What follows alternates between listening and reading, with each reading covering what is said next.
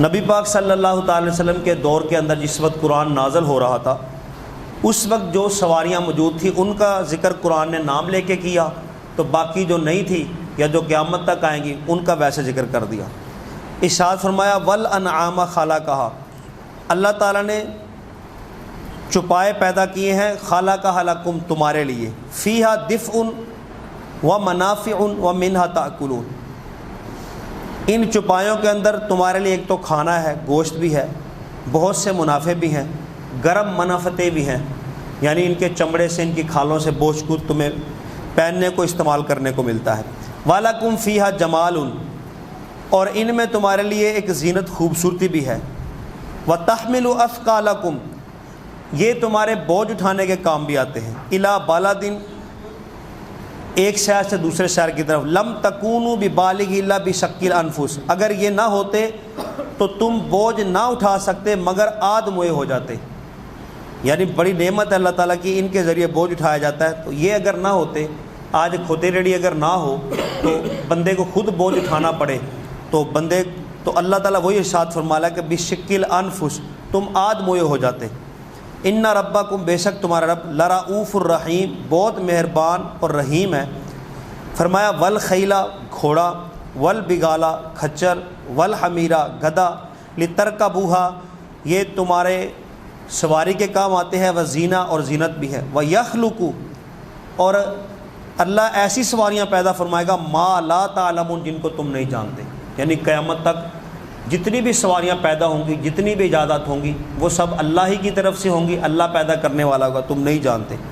تو جو نبی پاک صلی اللہ تعالی وسلم کے دور کے اندر سواریاں تھیں، ان چار کا ذکر قرآن پاک کے اندر آیا۔ ان میں سے پہلی سواری جس کا ذکر قرآن کے اندر کیا گیا وہ ایک اونٹ ہے۔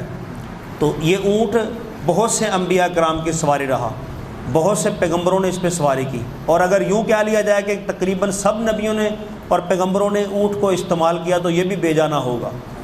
تو نبی پاک صلی اللہ تعالیٰ علیہ وسلم نے بھی اس پہ کثرت کے ساتھ سواری کی۔ حضور علیہ السلام کی دو اونٹنیاں تھیں، ایک قصوہ اور ایک عدوہ، تو ان پہ نبی پاک صلی اللہ تعالیٰ علیہ وسلم اکثر سواری فرمایا کرتے تھے۔ اور ایک سواری تو نبی پاک صلی اللہ علیہ وسلم کی وہ تھی عدوہ، یہ ریس کے اندر بھی استعمال ہوتی تھی۔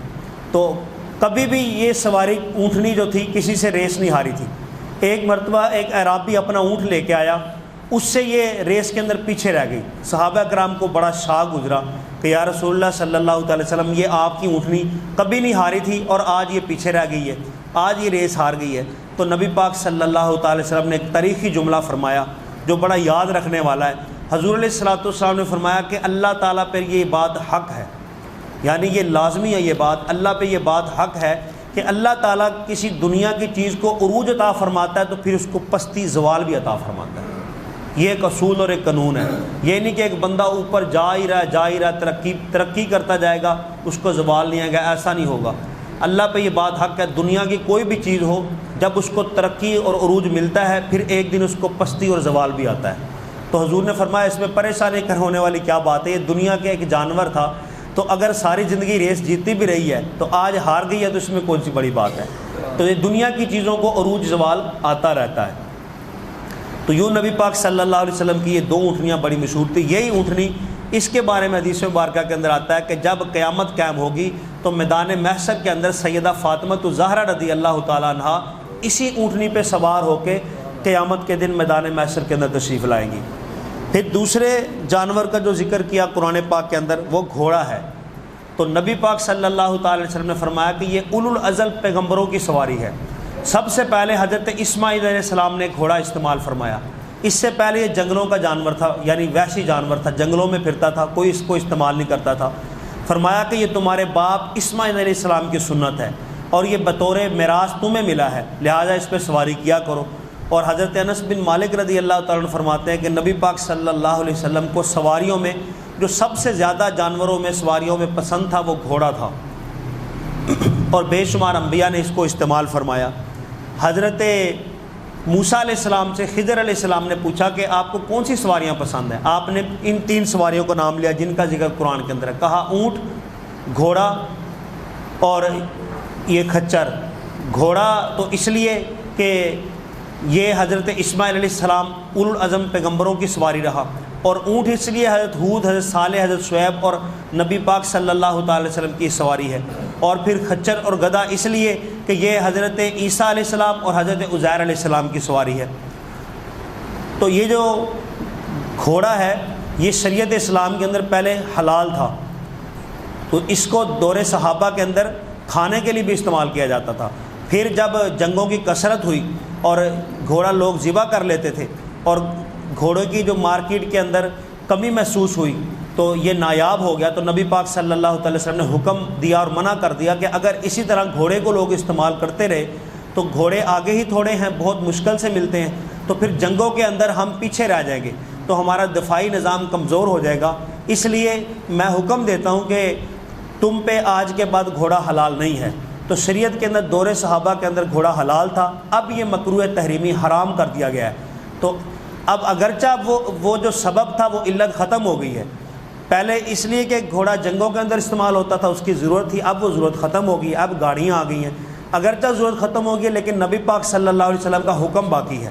تو پہلے جو حلال تھا حکم ہونے کے بعد حرام ہو گیا، اب قیامت تک ہمارے نزدیک اہل سنت کے نزدیک یہ مکروہ تحریمی ہی رہے گا، لیکن یہ بڑا عزت والا جانور ہے۔ پھر اسی طرح تیسری سواری جس کا ذکر ہے وہ ہے خچر۔ نبی پاک صلی اللہ تعالی وسلم کے پاس آپ کے دور کے اندر، مختلف دور کے اندر 6 خچر تھے، تو حضور علیہ الصلوۃ والسلام ان کو مختلف جگہوں پہ استعمال فرماتے تھے۔ کچھ آپ نے مخصوص فرمایا تھے جو مدینے کے اندر سواری کے لیے استعمال تھے، کچھ ایسے تھے کہ جو آپ نے بیرون شہر یا بیرون ملک جانا ہوتا تھا ان کو استعمال فرماتے تھے۔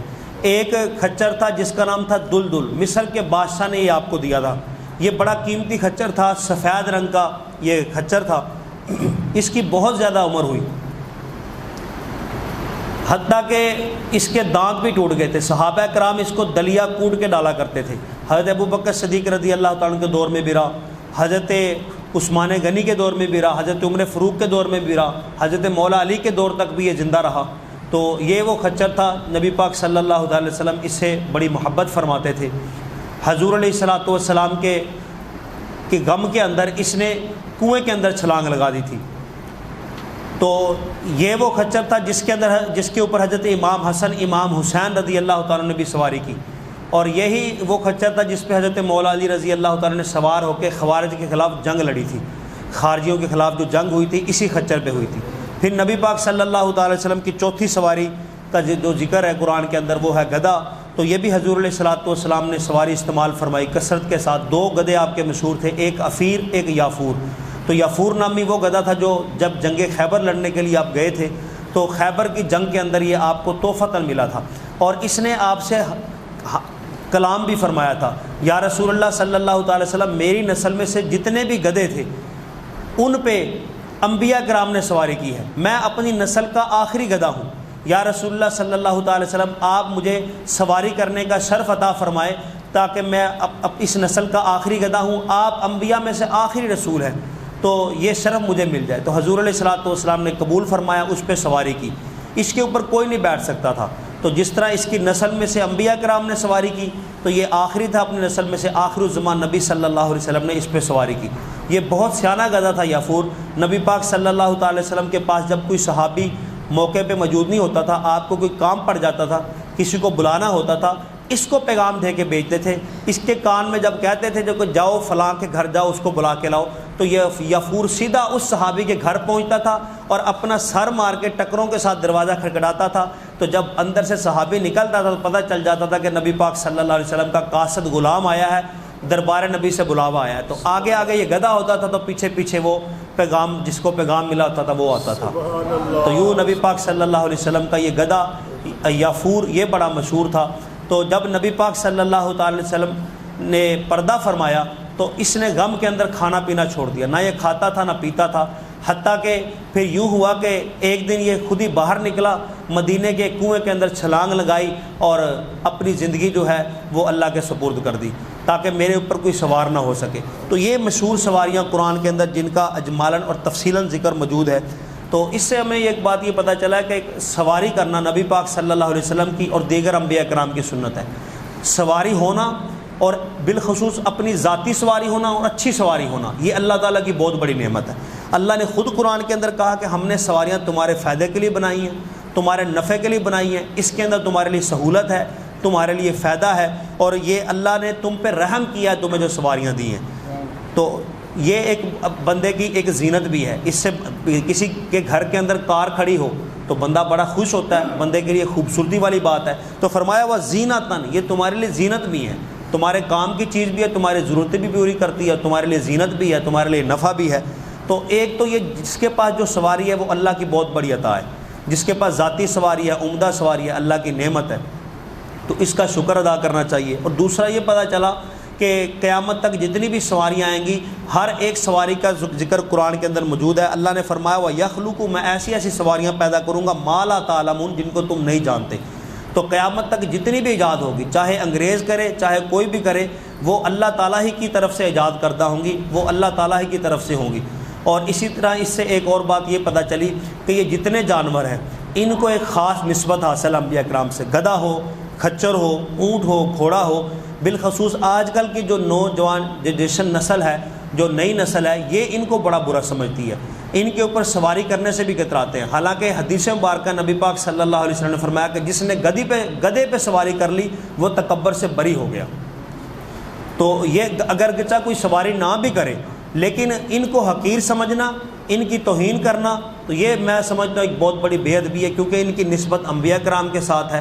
کم از کم اگر کوئی نہیں بھی چاہتا سواری کرنا تو ان کی عزت کی جائے، ان کو احترام دیا جائے، ان کو اس نسبت کو ذہن کے اندر رکھ کے ان کو لائق تعظیم سمجھا رہے کہ یہ وہ سواریاں ہیں جن پہ بڑے بڑے پیغمبروں اور رسولوں نے، بالخصوص خاتم الانبیاء نے سواری کی ہے۔